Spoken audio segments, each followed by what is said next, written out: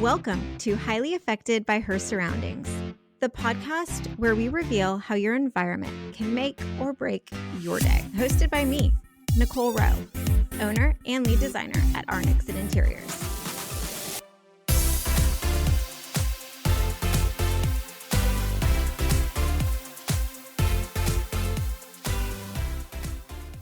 Welcome back to the show. Today's guest is someone whose work I've been completely obsessed with since the first moment I saw it.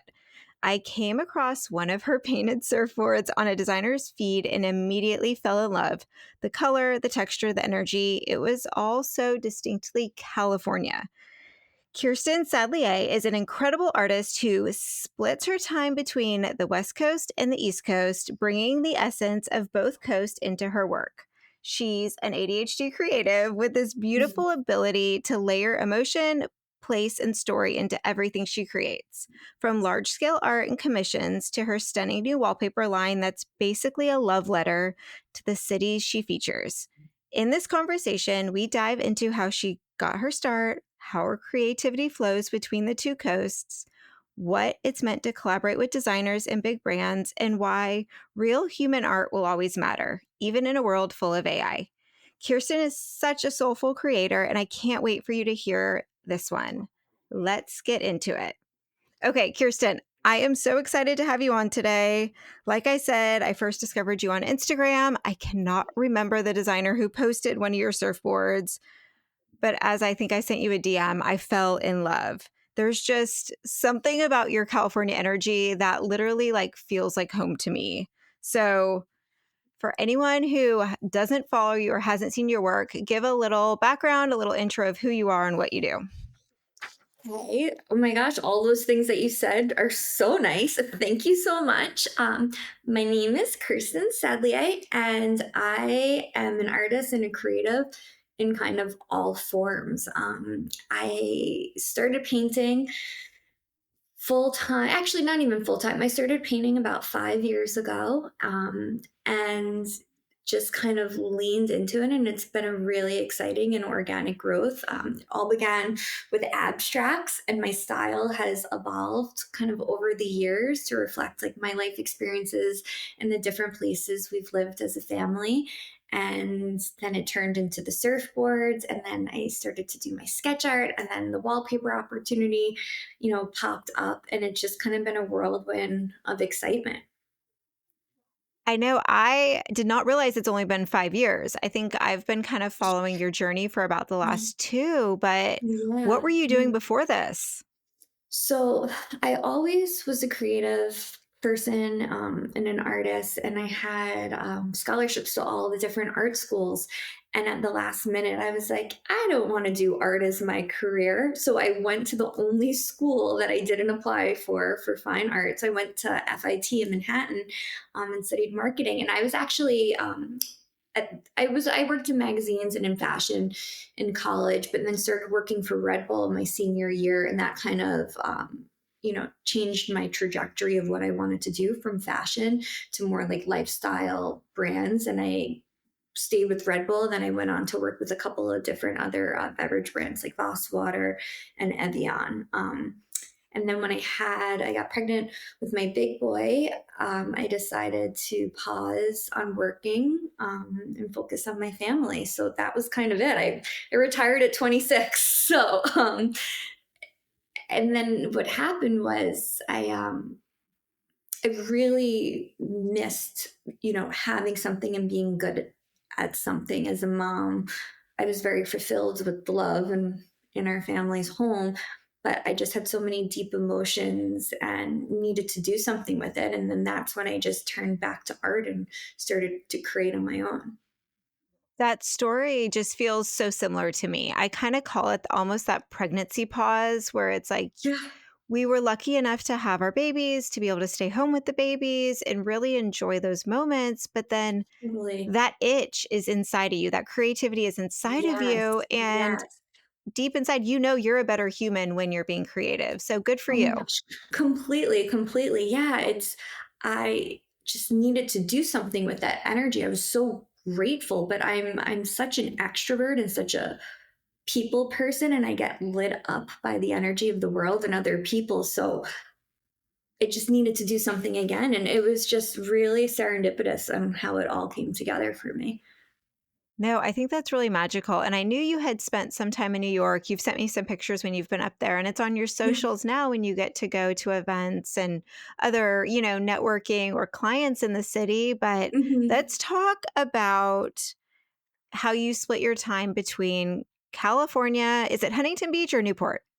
Newport Beach. Yeah. Newport Beach and the East Coast of Florida. Yes, they're both oceans. Yes, they're both cold oceans if you are like in comparison to the Gulf. But Yeah. really, like, how do both of those places influence you differently? Because the people are definitely different. The vibes are definitely different, but you still are like that sunshine and, water lifestyle. Yeah. Um, you know, I think culturally there's a big difference between, from being from California. And it's almost like when we found each other here, we were like, I get you, I get you. And then that's why we became like such great friends through all this design stuff.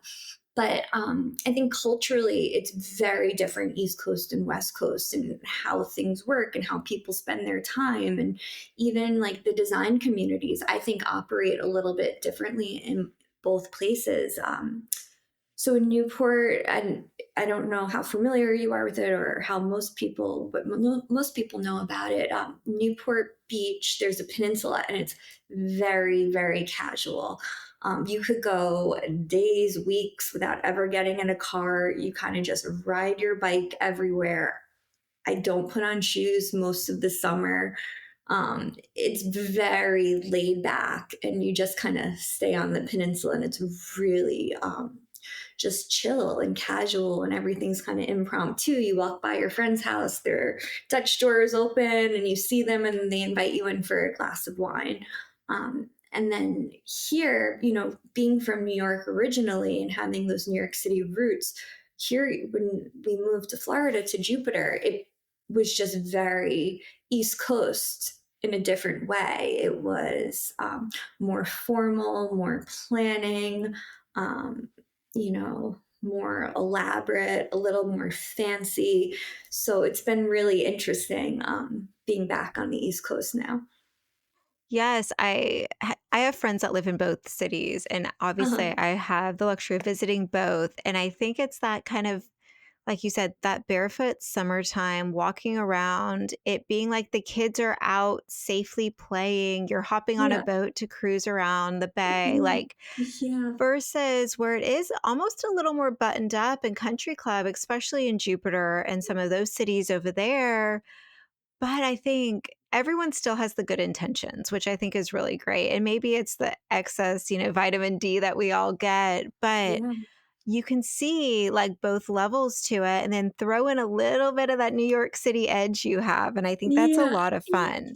Yeah. Thank you so much. Yeah, it's Florida's amazing, and actually like being able in California, the water is cold. It's freezing. Like I go into cold plunge, or like if I'm hungover, like that's what that water is good for. Pretty to look at, but then here the water, especially in the summer and in the fall, and the waves are so quiet and gentle, and it's like a lake. It's very soothing and relaxing and grounding. I love to, meet girlfriends for a morning walk to catch up and then jump in the water. So it's nice to actually be able to, besides the water being beautiful, to actually use it for some grounding. Yes, I remember we would do like Carpinteria Beach, Santa Barbara Beach a lot as a child. Yeah. And I remember it being like October and us going in the Atlantic or the Pacific Ocean. And I'm like, as an adult, I'm like, my ankles aren't even going in that water unless I'm Yeah. like It's, doing therapy. yeah. Yeah. It's cold. No, I think that's awesome. Okay, so you had mentioned like art scholarships and all of that out of high school. Like, what did art look like to you when you were young, like growing up? Um, so it's actually, I had this very, and I haven't even spoken to anyone about it. So it's interesting you ask. I had this very like out of body moment. So I work with this art studio here called M&M Studios, and they turn my artwork into a lot of files for me. They do my framing. they're so wonderful. And I was in there the other day dropping off a big piece to be framed. And like the way that the light hit and the way that it smelt just brought me back to my childhood because my grandma and grandpa had a frame shop when I was growing up. Like my first memories are being in my grandma and grandpa's, like literally a little mom and pop frame shop on Long Island, and being around artists and the people coming in and all the samples of the frames up. And it was just, and it made me cry. I got in my car and I cried so hard because like that foundational moments with my cousins and my grandparents, like it was just such a full circle moment to go from that memory as a child to then being the artist, in the store. So it's almost like because of that, and then my father was in the art industry as well, it was almost like art's just all I've ever known. What's interesting with the frame shop is people only frame their most precious pieces. So your grandparents Sure. had the luxury, but also the honor of taking what people loved and really preserving it and making it something they can display. But to be a child and see what people are bringing in It and what was they so cool too. value Yeah. really has to create a great art foundation for your life. Yeah, yeah, it was just like a really magical moment, and life is so busy and chaotic, and as creatives, we get these big projects and we're so excited, and then we move on to the next thing so quickly because it's all happening. And it was just this really deep reflection moment for me that meant a lot. I love that, and I just hope that, like, Thank others, you. whether it's, parents or grandparents, that they know the young ones are watching them, realize that it may not be noticed now, but fast forward 30 years, fast forward 40 years, this Yeah, conversation could be something, your grandchild's having. That's totally, really totally. special. But Yeah. speaking of conversations, one of my favorite things with you is when we send back and forth, whether it's an ADHD meme or something that our brain is doing or the tips and tricks, Yeah, yeah, because yeah. you and I are both guilty of that hyper focus, like can't pull ourselves out of it, Yes, but then also like yes. the not ability to focus or the need to jump to something different. So, how does Totally. kind of your brain show up in your process, but also like fuel you? What do you mean by that? Like, do you I think I look at my ADHD 95% of the time as honestly a superpower. It allows me me too. to Yes. dive deep. It allows me to focus. It allows me to get stuff done. But occasionally, like, some of the stuff we see on the Yeah. internet, like it can make us crazy. Yes, yes. I think for me, as my business has picked up, I have to pick and choose, at this point where I put my time, invest my time, more so than I ever have had to in my life because I am pulled in so many directions. I have my personal and my home life, which is the most important thing in the world. And then I have my business. And so I've gotten to the point that I will only take on projects that really light me up, that I'm excited about, that I like working with that particular designer, or I see the designer's vision and I want to be part of it. So I think, really deciding where to put that energy and invest my time has been it's been hard. I mean, it's a struggle. You get it. It's a struggle every day to decide what to do and how to go about it. It's But I would say really, that's something earned. Like you have earned the right to pick your clients. You have earned the right. And that doesn't happen overnight. That happens over years of effort and years of relationships. And it happens to designers. Sometimes we have bills to pay and, the pipeline is low. So we take on a project that we're like, this might not be the best project for us because it's not inspiring or whatever the case. And at the end, we always are like, why did we do that? But now to be in a position where you get to almost pick and choose your commissions or your partnerships. And that yeah, is something to me that's really cool. yeah, yeah. I know it's been a lot of work and a lot of learning, but that's kind of where we're at now, which is exciting. And you have developed great relationships with designers. Designers love you. I see the comments and the follows Oh, online, but also no. I would love for you to kind of explain what your commission process looks like. How can they be considered? What's the way like if they have a client, if they have an idea, how do you like to approach that? Yeah, so the way that I've typically worked with commissions is I kind of gather some information, what they're looking for, what type of art is it, like a triptych of surfboards. Like, for example, behind me right now, you see canvases up. This is for a set of 3 surfboards that'll be installed vertically in this like beautiful, beautiful ocean home. So I kind of evaluate what they're looking for, what kind of style it is, and their timeline. Sometimes I'm backed up, 3 to 6 months with larger projects and travel, or sometimes I'll be like, oh my gosh, actually, like the next designer's not ready to go, or the one after that, and I could start tomorrow. So I kind of have to adjust, timing and expectations and those kind of questions. And once we decide that we're all aligned and it's something that works out timing wise and ability wise, then I work with the designer and their clients like to be involved to create a mood board, which I've done with you on projects in the past. And I gather every little bit of information is so helpful for me, whether it's the paint colors, the hardwood floors and the finishes and the colors, the textiles, the lighting in the room, how many kids they have, where the house is. And I just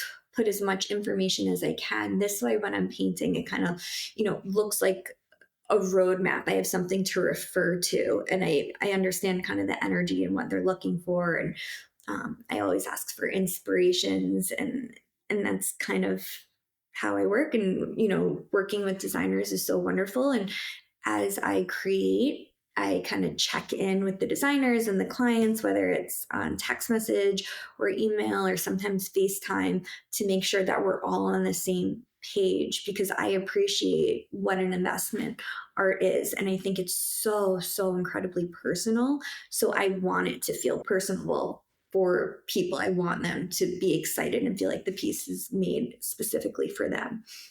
Yes, and I know for me, some of our clients, or a lot of them, are younger professionals. They're just, this might not be their starter home, but this is their next home. Sure. And they're now ready to invest in art. And sometimes your pieces have kind of been their first, Yeah. commission or their first investment. And Yes. that is a nice way to kind of introduce them. But once again, with social media, it's been so fun to tell them this is the artist, this is her social handles, watch her Oh, create. And they yeah. realize, like, Thank this you. is what I'm investing in. This is the story that's going to be in my home. Yes. And you bring up an interesting point. And I think, where I've been successful in my business and the niche that I reach is, we're all at this age where we've worked really hard. We're building our dream homes, we're investing in our homes and our spaces and our surroundings. And buying art is really intimidating. Walking into a big fancy gallery in Soho or Chelsea in New York City, that's an intimidating thing. So I think a lot of times, people see like they think it's like the home goods route or the gallery route. And there's a big, beautiful world in the middle of that. And I think that's when I come in to play, and I could help and handhold and make people feel really excited and comfortable in a non-judgmental way. It's just, I think, allowing art to be something that's personal and speaks to someone without intimidating them is kind of where I've had my success, just approaching it really genuinely and authentically like that. I remember walking into an art gallery in Atlanta. I was an intern for a developer and we needed art for the walls. And the boss said, that it had to be affordable, but he didn't want it to come from IKEA. So I was like, "Oh, there's this really cool art gallery, in Yeah. Atlanta." I walk in and there's no prices on anything. And Uh, I'm this 22-year-old blonde, like in over her head. And I yeah. remember asking the lady how much something was. And basically her comment was she didn't know I was there for work. She didn't know anything beyond me stepping into this place. Sure. And it was almost that if you have to ask, you can't afford it mentality. And I think It's that crazy. moment really scarred me as someone who loves art, who loves going to Yes. art fairs, loves going to Yes. that. Oh my and gosh. not going into a gallery that makes it accessible. Or I'm not saying every piece of art has to have like a red sticker that says how much it is, but Of it's nice to course. know, like, is this within the range? What Sure. does this look like? Is this something I can save for? Is this, is there a Yeah. smaller scale? Yes, And yes. I think you've done that really well. Thank you. Artists deserve to get paid. They deserve to get paid for their time, their materials. They deserve to get paid well. But also, I think art needs to be appreciated and on people's walls and not just, hidden somewhere that a dozen people a week are going to see it. Totally, totally. And I've really enjoyed, I've just met like over the years. Now, at this point, we've lived in so many different cities too along the way. So I've met so many wonderful clients and families from it. And, I'll follow them back on Instagram, right? Like after their install. And one of the things, it gives me goosebumps. One of the things that I love so, so much is seeing the art living in a family's home, seeing it in their Christmas pictures, seeing their baby like get fed baby food in their kitchen and this big pink piece is right behind them. Like the art, when it leaves me, it goes on to live with these families, right? And I love knowing that it's part of everybody's day-to-day life like that. And I think looking at it too as something that can transition from house to house or transition to your children. And I'm not saying because Mhm. it gains value. Like it's not being, Mhm. the investment art that our parents bought. And I can't even think of the name of it that had the gilded frames. And it was these Oh my landscapes gosh. that are like, oh, it's Yes. going to be worth Yeah. money Yeah. someday. And I'm like, that's never going to, like, that's Yeah. not going to be You're like, worth get this out of anything. here. Yeah. But it becoming pieces that can stand the test of time that your family can enjoy, I think is Yes. really special. Yes, exactly. And I think, when I created the sketch art collection, it's a really like close to my heart collection. Do you know the story behind that No, I one? do not, but The I know that I've been hounding you because I have an idea. Yes. Okay. So the sketch art, growing up with ADHD, it's really hard for me to focus without moving my body. And so at a really young age, I just started sketching in order for, like my auditory processing to work. I had to be moving. So as, teachers would talk, I just had this like very distinct sketch style. And so I've kind of done it my whole life. And I was just messing around when so we lived in Indian Wells in the desert in Palm Springs for COVID. And I just, was being like I had an extra canvas and was just like being kind of like mindless in this like meditative state we lived in a mid-century modern neighborhood and started just sketching the houses and the trees and the mountains. And that was my first sketch art piece. And it's just so dear to my heart. It's just so me. Like my parents look at it, they could tell, that it's my pencil movement. And so that collection, I think is extremely timeless. I think that like if I do a scene of like a hotel pool in the building and palm trees, you can't tell if this was made in the 70s or you can't tell if it was made today. It's just going to be different in someone's art collection and stand the test of time, I think. I think it's really magical because it does reflect you very much, and we can get to how you've taken that into the world. But the sketching and doodling and the movement with ADHD, I had those big sliding glass mirrors, and I had like literally 100 jars of remember puff paint? Yes. Yeah, yeah, And yeah. I would doodle on the mirrors while I was studying and doing homework and, listening to music or just hiding in my room, but then I'd Yes. also peel it off when it would dry. So there'd be times where I'd be fully but it was just the movement in the hands and the tactile Yes. while I Yes. needed to You do get it. things. Yes. Not that I Exactly. have touched puff paint in a very long time, but I think it's a similar concept. But your doodles really have made, yes, you have your surfboards, you have your abstracts, but I think your doodles have what has attracted brands and given you other opportunities. So you want to kind of talk through some of that? Yeah. I guess so. We launched a wallpaper collection and I started working with Chelsea Lane. And the first one that I created is called Florida Days. And it is all different sketch icons of Florida. And it's just, it sums up Florida in like a playful way, but it's sophisticated and high end enough to be in any home. So I was really excited, and we've been doing a bunch of installs with that. And what's interesting about that collection is now I've figured out we can customize it, right? So say a family, for example, a client of mine who had purchased some art, surfboard and abstracts, came to me and said, I love the Florida Days wallpaper. Can I customize it? And they have a boat, they live on the water, and they have a dock with their boat logo. And we took it and we replaced one of the icons with their boat logo. And then it's customized for them. And I think customization in something meaning, wallpaper, a lot of times it's art on your wall at such a large scale. So to be able to take my art and then do that and put it on the wall, and now to be able to customize it, is really, really special. No, and I saw the California one and it was like instantly like the Yes, differences, what's special and your desire yes, to bring it to the big cities, but also I feel like that you're tiptoeing with the customization of almost at some point I feel like somebody could go in and be like I want the palm trees, I want the citrus, I want the fish, I want a golf cart and like they can just pick what they want from like a pick down yes, menu and now they have yes, like their very own wallpaper that you doodled, which is so yes. fun. Thank you. Yeah, I'm really excited. I'm like, oh my gosh, maybe like 99% done with the California one, which is it's been, you would think that they're very quick to produce, but they are not. There's so many little tweaks and colors and then going back and, touch ups.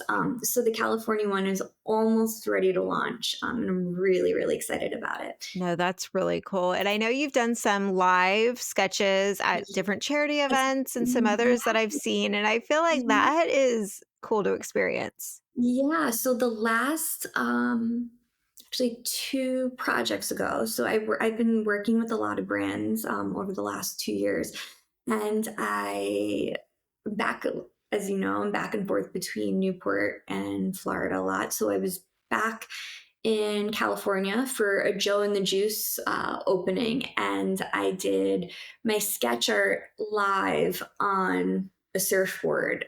And it was so cool. And, I brought it in their brand colors and their elements, and really, I think, brought their brand to life, which was great to be part of. And I think there's a coffee shop too in Florida, right? That has your drawings on their Um, sleeves in their bathrooms. Yes, yes. So I did a full custom wallpaper for the Seed. I think there's 9 locations now. So their bathrooms all have a custom wallpaper with their own custom color. And we did a collaboration last spring where we took those icons and we put them on the coffee sleeve, and they were all throughout South Florida, which like made me a really cool mom to my kids for like a minute maybe. But it was amazing to to be out and about and like see people drinking coffee with my art on it, and then everyone's sending and sharing photos. It was a great experience with that one too. And I think the exposure from that is huge because people are curious and people love, I mean, an Instagrammable coffee shop is forever going to be, a big deal for people, Yeah, but it takes a lot to impress your children. It doesn't matter what we do or how cool we think we are. yeah, Like, we're yeah. not going to No, win. But I no, always they tell will them not. it could be way worse. Yeah, yeah. Okay. So, one of the other things that we've talked about, and I think is a big conversation for everyone right now, is AI art, Mhm. AI digital tools, and the ability to really kind of, and I'm using air quotes here, create anything. But I, with my entire being, believe that actual art is not going anywhere. It's only growing, and people that actually give a damn are going to support artists more now than Yes, ever. But yes. what are your thoughts on this? How do you think, artists are going to stay relevant and kind of what's upcoming? You know, to me, when I create and when I paint, I'm such an energy person. So I believe, like, full heartedly, there is energy in art, right? There's energy in everything. So when you work, it's not just me, when you work with any artist or any human is thinking and pouring their emotions, whatever emotions they may have, into art, it comes with a feeling. Myself personally, I only paint when I'm in a good mood. Like I have a rule for myself. I will do computer work if my children are annoying me or I'm bickering with my husband. Like I can only paint when I'm feeling grounded and grateful and happy, especially on commissions because the art carries a soul to it, like essentially. So I think you're you're never going to get that from manufactured art, whether you could see it, it's not a tangible thing, but you can feel it.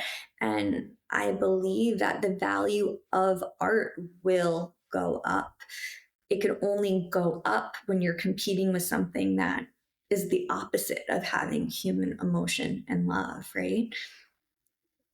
And I love how you say that. I love the good mood portion of it. And I think there's always going to be the in between. I think a lot of the brands that we work with, they like Four Hands is one, for example, Wendover is one where they partner with Mhm. artists and it becomes these very well done reproductions and they still tell a story. They're not necessarily, artists that you're able to get commissions from or artists that are still Yeah, alive or whatever the case sure. is. I Yeah. think having that balance, it's still not going to Home Goods. It's still not going to Target. But then my other like favorite thing, which I would say like maybe 20% of the art in my house is vintage. It's found. Yeah. It's flea market Yeah. art. It's vintage Yes. store art. And it wasn't a famous artist. Some of them are Yeah. sketches that probably someone's grandma did 40 years ago that Which is got, like so found. cool. Like there's such a story and like it's like lives are, woven through it. It's really, really cool. And I think with forming an art collection, and I tell people all the time, it doesn't have to be the most expensive pieces. You can blow up giant black and white photographs from your iPhone and frame it. It's art is what makes you feel good and what makes you have those emotions that you want to have, the art you put in your home. So I am all for that. I have a tradition with my husband. This is going to be our 12th Christmas together. I get him a piece of art. This is even before I was working as an artist. I get him a piece of art every single Christmas. It's like, I think one of the best things you can give someone. And it just, with all of our moves and our travels and life experiences, it just tells a story, that collection and the different places you were in and the different things that were happening in the world at different times. No, I agree, and I know I've gifted art over the years, and I love when I see it in their homes or they see it out because I thought it through. I didn't just walk and, grab whatever random Yes, piece. I'm yes, like, this sparked something in them. And yes, one great way I tell our clients is art shows, art fairs where you can talk to the artist and yeah, see what they have. Talk about a commission if maybe they're closed. The piece behind me I got at an art fair, and it's now an artist I have a great relationship with. love it. And it's a little cheeky and it's not, like some art's not for everyone, but Totally. And the conversations with yourself and other artists to me, that's like what brings energy in interiors in our projects, whether it's residential completely. or commercial. I think it's really, Yes. really cool. Yeah. Yeah. And I think, you know, when I explain to people about you, I share your profile with people all of the time.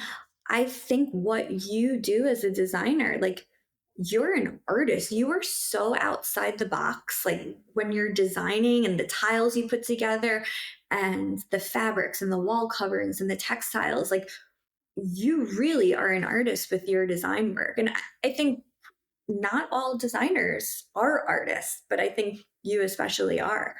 You could tell how thoughtful your work is.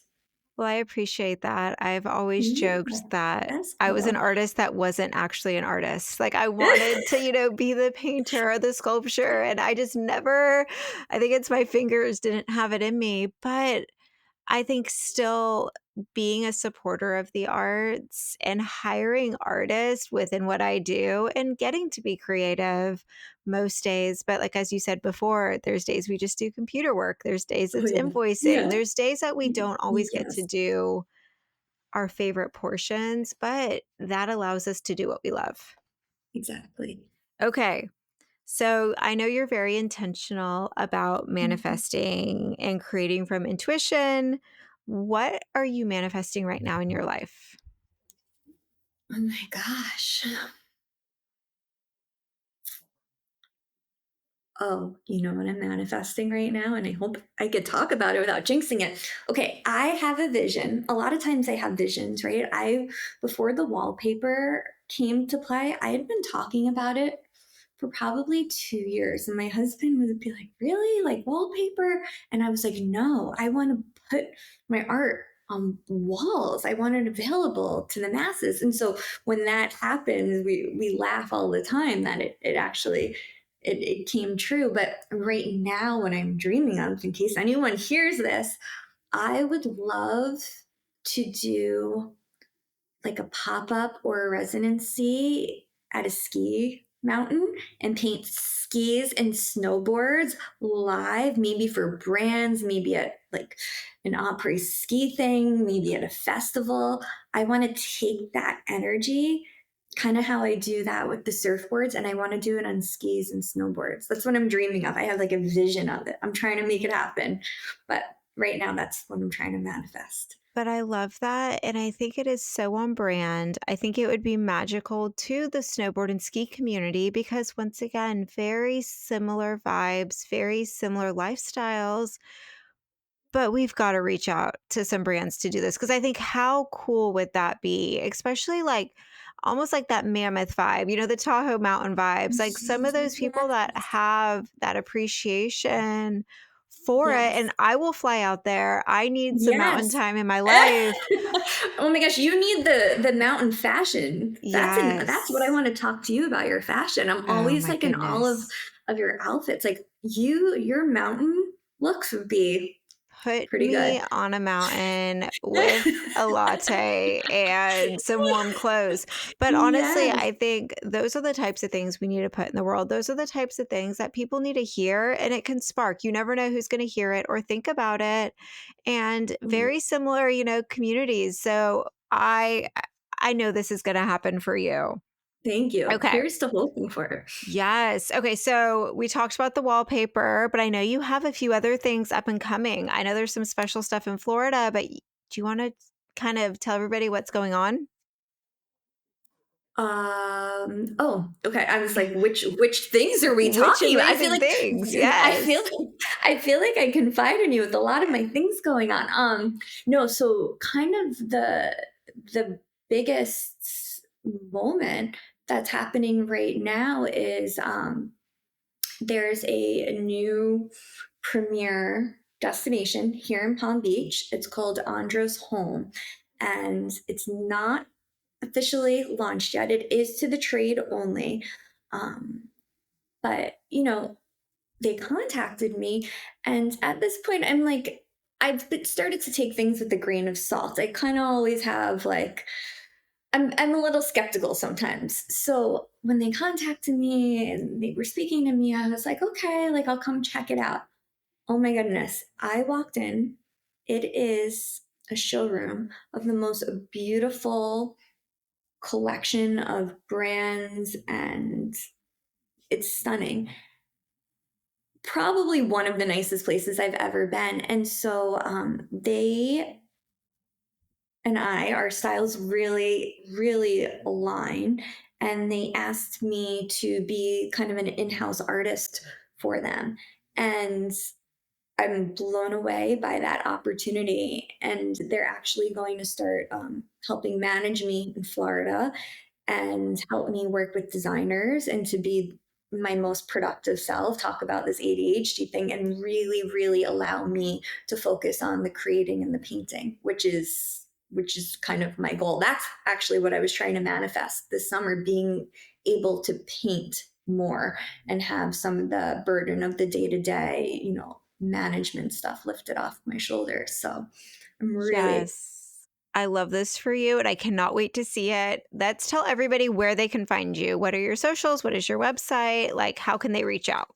sure. So to find me, you would go on Instagram and it's Kirsten Sadlier Art. very difficult names. So Kirsten is Kirstensadlier in the word art, ART. And then my website is kirstensadlierart.com. That is awesome. It's definitely worth a follow. Her stories are really a lot of fun and very inspiring. Kirsten is such a reminder that art is more than just something we hang on the wall. It's energy, it's expression, it's connection. I loved hearing how she balances both coasts, both worlds, and the magic that happens when she trusts her process. Make sure you check out her work, especially that new wallpaper collection, and give her a follow on Instagram. You'll be instantly inspired. And if you loved today's episode, take a quick second to share it with a creative friend and leave a review. It helps more people to discover the show. Thank you so much for tuning in. This was so much fun. See everyone in 2 weeks. Thank you so much for tuning in to this episode of Highly Affected by Her Surroundings. I truly appreciate you taking the time to join us today. If you enjoyed the show, be sure to subscribe so you never miss an episode. And if you have a moment, please rate and review the podcast. It helps others discover the show, and I'd love to hear your thoughts. For more behind-the-scenes content and design inspiration, follow us on social media. You can find me, Nicole, at Nixon Interiors, and the podcast at Highly Affected by Her Surrounding. We'll be sharing updates, sneak peeks, and exclusive offers you won't want to miss. Plus, if you want a recap or more details from today's episode, you can find the show notes at arnixoninteriors.com under the Highly Affected by Her Surroundings tab. Once again, thank you for your support, and I can't wait to connect with you on social. See you next time.